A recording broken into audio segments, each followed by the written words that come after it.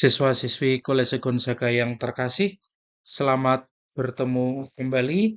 Saat ini kita akan membahas materi laporan keuangan.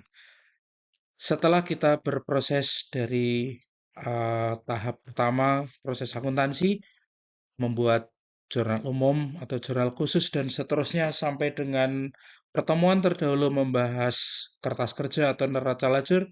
Sekarang kita akan membahas materi tentang laporan keuangan. Yang pertama kita bahas saat ini adalah tujuan penyusunan laporan keuangan. Setidaknya ada dua tujuan, yaitu untuk mengetahui kondisi keuangan perusahaan atas periode yang sudah berlalu, lalu yang kedua adalah sebagai dasar penentuan kebijakan perusahaan pada periode selanjutnya. Dari dua tujuan ini kita melihat betapa pentingnya sebuah laporan keuangan. Laporan keuangan harus dibuat secara tepat waktu, secara benar, dan juga hal yang sangat penting, roh utama dari sebuah laporan keuangan adalah adanya sebuah kejujuran. Karena satu hal juga yang harus kita pahami bahwa laporan keuangan perusahaan bukan hanya berfungsi untuk internal perusahaan, tetapi juga untuk eksternal perusahaan. Misal, relasi perusahaan dengan pemerintah dalam hal pembayaran pajak, relasi dengan para calon kreditur ketika perusahaan akan mendapatkan kredit, dan juga mungkin ada pihak-pihak lain yang terkait. Sekarang kita akan melihat dan bahas kapan laporan keuangan perusahaan itu harus dibuat. Sebenarnya tentang periodisasi waktu penyusunan laporan keuangan ini tergantung kebutuhan manajemen perusahaan tersebut. Setiap perusahaan memiliki kebijakan yang berbeda-beda dalam penentuan waktu penyusunan laporan keuangan. Namun, secara umum, laporan keuangan biasanya dibuat setiap akhir bulan, setiap akhir 3 bulan, setiap akhir semester, atau paling lambat setiap akhir tahun. Seperti yang sudah pernah kita pelajari sebelumnya bahwa satu periode akuntansi adalah 1 tahun. Berkaitan dengan periodisasi penyusunan laporan keuangan, ada dua hal setidaknya begitu ya yang harus disadari, yaitu bahwa jika laporan keuangan semakin sering dibuat, maka kondisi keuangan perusahaan bisa segera diketahui. Demikian juga ketika ada masalah keuangan pada perusahaan tersebut bisa segera diatasi. Tetapi di sisi lain, sumber daya yang digunakan, yaitu waktu, tenaga kerja, dan biaya yang dikeluarkan oleh perusahaan juga akan semakin banyak. Dan yang kedua, jika laporan keuangan semakin jarang dibuat, maka penggunaan sumber daya bisa lebih sedikit. Tetapi di sisi lain, kondisi keuangan perusahaan tidak bisa segera diketahui, dan jika ada atau terjadi permasalahan keuangan pada perusahaan tersebut, tidak bisa segera diketahui, dan hal ini bisa mengakibatkan terlambatnya pengambilan keputusan. Nah, dua hal ini yang harus benar-benar diperhatikan oleh setiap perusahaan. Sekarang kita akan membahas apa saja laporan keuangan yang harus dibuat oleh suatu perusahaan. Berdasarkan urutan penyusunan, laporan keuangan terdiri dari 4 macam. Yang pertama, yaitu laporan laba rugi. Laporan laba rugi di sini menyajikan akun-akun pendapatan dan akun-akun beban. Dan hasil akhir dari laporan laba rugi adalah jumlah laba atau rugi perusahaan setelah beroperasi selama satu periode.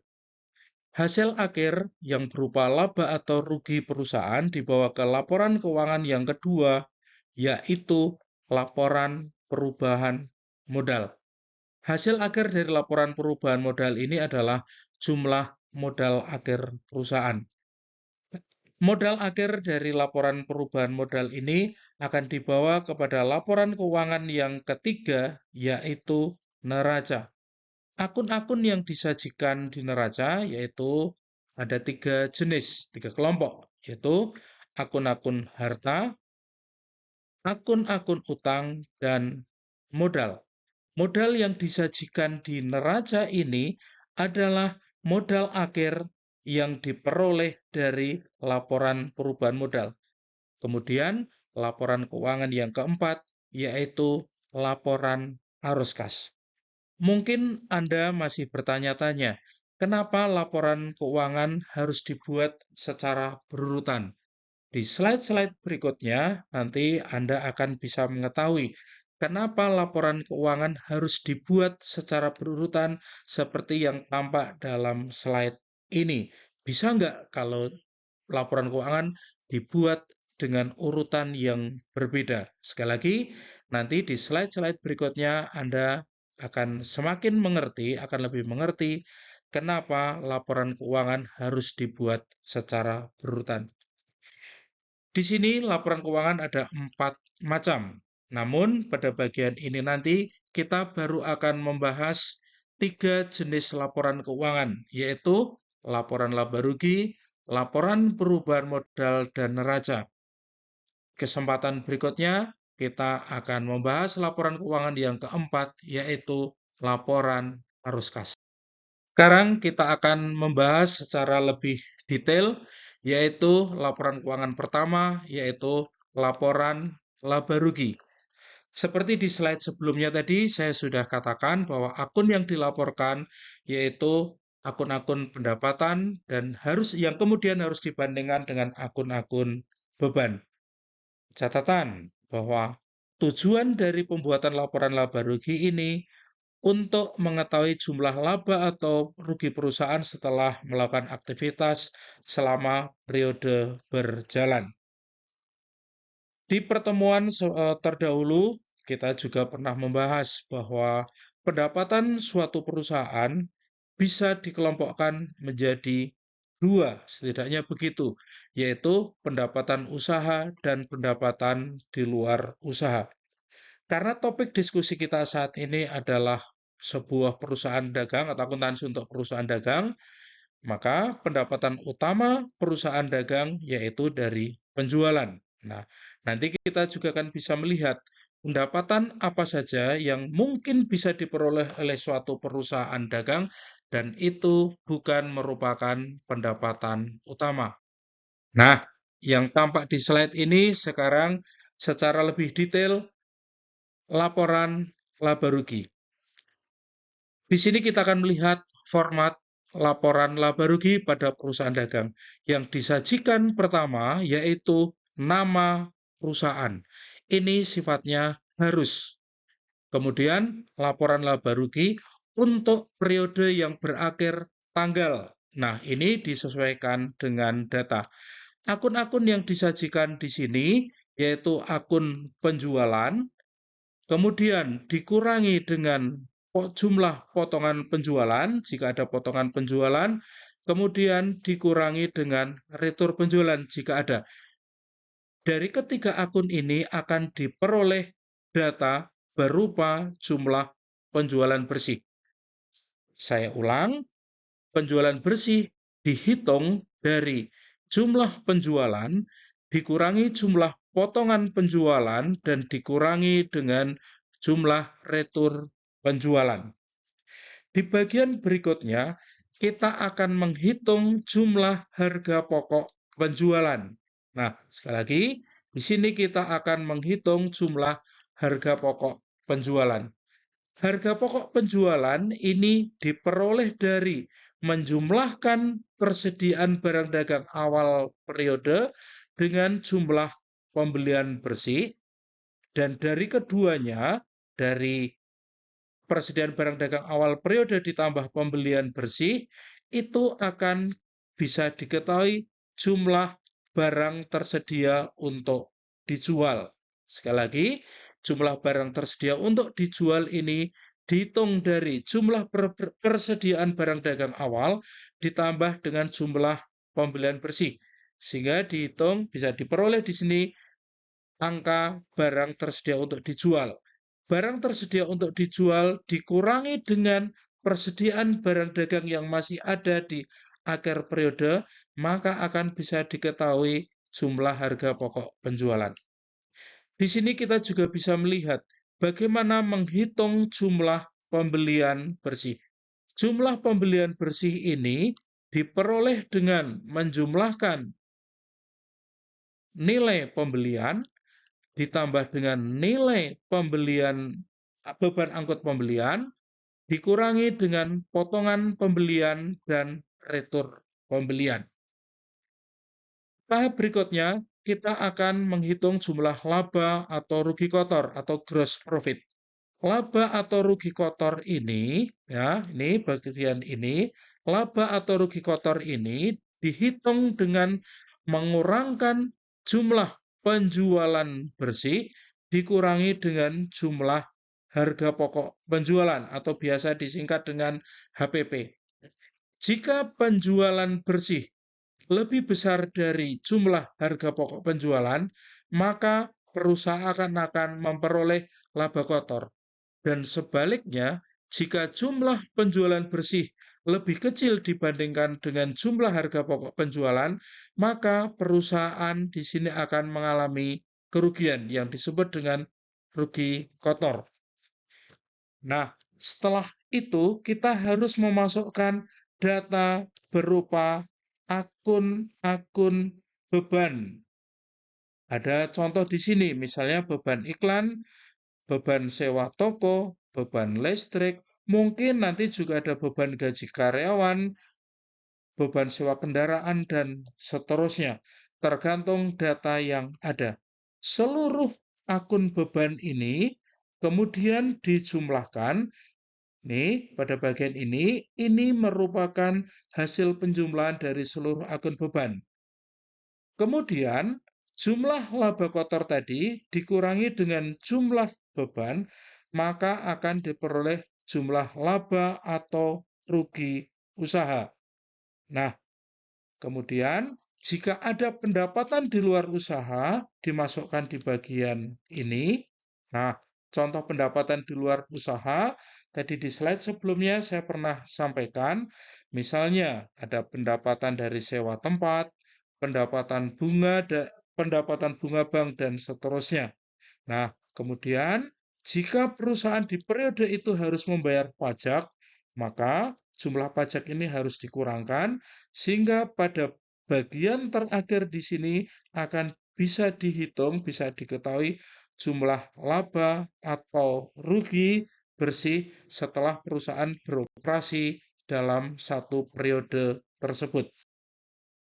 Setelah selesai membuat laporan laba rugi dan diperoleh hasil jumlah laba atau rugi perusahaan setelah beroperasi dalam satu periode, sekarang kita akan masuk ke laporan keuangan yang kedua, yaitu laporan perubahan modal. Nah, akun-akun yang disajikan atau dilaporkan di laporan perubahan modal. Yang pertama, yaitu modal awal perusahaan, kemudian jumlah laba atau rugi yang datanya atau angkanya diperoleh dari laporan laba rugi yang baru saja kita bahas di slide sebelumnya. Kemudian dari situ akan diketahui jumlah modal akhir. Jadi, tujuan akhir dari sebuah laporan perubahan modal itu untuk mengetahui jumlah modal yang dimiliki oleh perusahaan pada akhir periode tersebut. Nah, di slide ini, para siswa yang terkasih, kita bisa melihat contoh format dari laporan perubahan modal. Sama seperti pada laporan laba rugi yang tadi sudah kita bahas di slide sebelumnya. Di laporan perubahan modal ini, yang harus kita sajikan, kita tulis pertama adalah nama perusahaan. Baru kemudian nama laporannya, dalam hal ini adalah laporan perubahan modal untuk periode yang berakhir tanggal berapa. Ini diisi tanggal sesuai dengan data. Nah, di sini kita bisa lihat yang dilaporkan pertama yaitu jumlah modal awal yang dimiliki oleh perusahaan. Ini modal awal periode yang berjalan. Nah, lalu di sini yang kita laporkan berikutnya adalah jumlah laba. Jika dari laporan laba rugi perusahaan memperoleh laba. Kalau rugi, maka di sini harus disajikan jumlah kerugiannya. Kemudian, khusus untuk perusahaan perseorangan, biasanya ada akun prive atau pengambilan pribadi pemilik. Nah, maka di bagian ini kita bisa melihat jumlah penambahan atau pengurangan modal. Kapan akan terjadi penambahan modal? Yaitu jika jumlah laba perusahaan yang diperoleh dari perhitungan laba rugi lebih besar dari jumlah prive. Maka di sini akan terjadi penambahan modal. Apakah bisa terjadi pengurangan modal? Bisa. Kemungkinan pertama yaitu jika perusahaan mengalami kerugian. Ditambah lagi, jika perusahaan individu tersebut ada akun prive, maka modal perusahaan akan berkurang. Demikian juga ketika perusahaan memperoleh laba, tetapi prive yang diambil oleh pemilik ini jumlahnya lebih besar dari jumlah laba, maka akan terjadi pengurangan modal. Nah, di sini kemudian kita bisa mengetahui berapa jumlah modal akhir perusahaan. Modal akhir ini dihitung dengan modal awal atau dihitung dari modal awal plus penambahan modal jika modal bertambah. Kalau modalnya berkurang, maka modal awal dikurangi dengan pengurangan modal akan bisa diketahui jumlah modal. Para siswa dan siswi Kolese Gonzaga yang terkasih, setelah kita selesai membuat laporan laba rugi dan laporan perubahan modal, sekarang kita masuk ke laporan keuangan yang ketiga, yaitu neraca. Hal mendasar yang harus dipahami yaitu bahwa di neraca di sini akun-akun yang dilaporkan ada 3 macam, yaitu yang pertama akun harta, yang kedua akun-akun utang, dan yang ketiga adalah akun modal. Akun modal yang disajikan di laporan neraca ini adalah modal akhir dari laporan perubahan modal yang baru saja kita bahas di slide sebelumnya. Sekarang kita lihat secara lebih detail, lebih lengkap, contoh format dari laporan keuangan neraca. Sama seperti pada dua laporan keuangan sebelumnya, yang harus ditulis pertama kali yaitu nama perusahaan, kemudian laporan keuangan yang dibuat dalam hal ini neraca, lalu tanggal sesuai dengan data. Ada satu hal yang berbeda dalam cara penulisan tanggal. Kalau di laporan laba rugi dan laporan perubahan modal, tadi ditulis, yaitu untuk periode yang berakhir tanggal. Khusus untuk neraca, ini ditulis per tanggal. Karena di neraca di sini akan kita sajikan berapa jumlah harta, berapa jumlah hutang, dan jumlah modal yang dimiliki oleh perusahaan pada tanggal tersebut. Nah, kita lihat secara lebih lengkap. Sekarang yang bagian pertama adalah harta. Harta di sini dibagi menjadi dua kelompok, harta lancar dan harta tetap. Seperti yang kita pernah bahas, pengertian harta lancar adalah harta yang dimiliki oleh perusahaan, namun sifatnya habis pakai dengan masa pemakaian kurang dari 1 tahun. Contohnya di sini adalah akun kas, akun piutang dagang, akun persediaan barang dagang, dan seterusnya. Penulisan urutan akun-akun di sini didasarkan pada tingkat likuiditas atau tingkat kemudahan dari harta tersebut untuk dijadikan uang. Setelah semua akun harta lancar dilaporkan atau ditulis, maka harta lancar tersebut dijumlahkan sehingga akan diketahui berapa jumlah harta lancar yang dimiliki oleh perusahaan pada tanggal tersebut. Kemudian yang kedua yaitu harta tetap. Harta tetap adalah harta perusahaan yang sifatnya tidak habis pakai dengan masa pemakaian lebih dari 1 tahun. Contoh yang ada di sini adalah misalnya peralatan, lalu kendaraan, mungkin ada bangunan, gedung, dan seterusnya. Satu hal yang harus diingat, para siswa yang terkasih, bahwa meskipun harta tetap itu umur pemakaiannya panjang lebih dari 1 tahun, tetapi perusahaan akan memperhitungkan penyusutan dari harta tetap yang dimiliki. Karena pada dasarnya setiap jenis harta yang memenuhi syarat perhitungan penyusutan harus diperhitungkan penyusutannya. Maka di sini ketika ada angka di dalam kurung seperti ini artinya akan dikurangkan dari nilai harta tetap yang disusutkan. Di sini misalnya peralatan. Ambil contoh misalnya di sini harga peralatannya adalah 50 juta. Lalu akumulasi penyusutan peralatannya misalnya 5 juta, maka nanti yang dilaporkan di sini yang dihitung adalah nilai buku dari peralatan tersebut yaitu 45 juta. Diperoleh dari 50 juta nilai peralatannya dikurangi dengan akumulasi penyusutannya senilai 5 juta. Dan seterusnya semua jenis harta tetap yang dimiliki perusahaan harus dilaporkan secara lengkap satu persatu dan kemudian dijumlahkan. Nah, setelah kita tahu jumlah harta lancar dan jumlah harta tetap, maka kedua kelompok atau jenis harta ini harus kita jumlahkan. Sehingga di bagian ini kita bisa mengetahui berapa jumlah harta yang dimiliki oleh perusahaan. Sekarang kita masuk ke akun atau kelompok akun berikutnya, yaitu akun utang. Utang dibagi menjadi dua jenis, utang jangka pendek dan utang jangka panjang.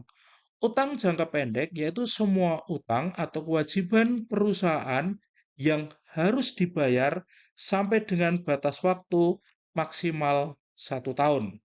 Kemudian semua hutang jangka pendek ini kita jumlahkan sehingga bisa diketahui jumlah hutang jangka pendek yang menjadi kewajiban perusahaan. Kelompok utang yang kedua yaitu utang jangka panjang. Kalau utang jangka pendek tadi adalah semua utang atau kewajiban perusahaan yang harus dibayar dalam jangka waktu paling lama 1 tahun, maka utang jangka panjang ini adalah semua utang atau kewajiban perusahaan yang harus dibayar dalam jangka waktu lebih dari 1 tahun. Sama seperti utang jangka pendek, semuanya harus dijumlahkan. Utang jangka panjang di sini pun juga harus dijumlahkan. Nah, di sini kita bisa lihat jumlah utang jangka panjang. Kemudian kedua kelompok utang ini dijumlahkan sehingga bisa diketahui berapa jumlah utang perusahaan pada periode tersebut.